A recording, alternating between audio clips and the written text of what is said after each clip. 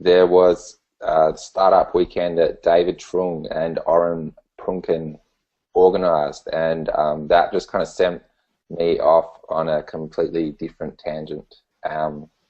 And the end result was hanging out with Chai and William, and we set up the space, and yeah, now things are just kind of ticking along, and we can't wait to kind of just ramp them up. Awesome, awesome. No, that's good. That's fantastic. Now, Orren, I'm going to be hopefully be talking to him later in the podcast Fantastic. or on the video Yeah. show about Startup Weekend. But can you just tell us just briefly about what Startup Weekend is, and sort of how did you hear about it, and what made you want to do the Startup Weekend thing? Well, so basically, you have to go. Like when it comes out next, you have to go. Like it's just the best. Like it's not easy at all.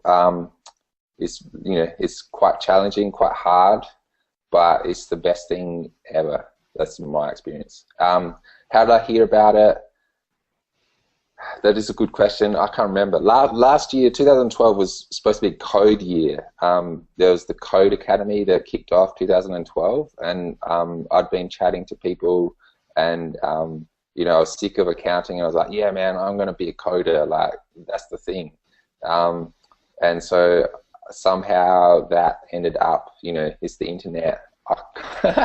You find stuff online, and away you go. But I do remember kind of like hesitating, should I do it? Shouldn't I do it? And all I can say is it's an awesome thing to do. So the weekend itself, what happens is Friday night, people get together and they pitch ideas. Everyone that has an idea just gets up, pitches ideas like, I've got an idea for an app that you rate public toilets around Australia. Just crazy ass ideas.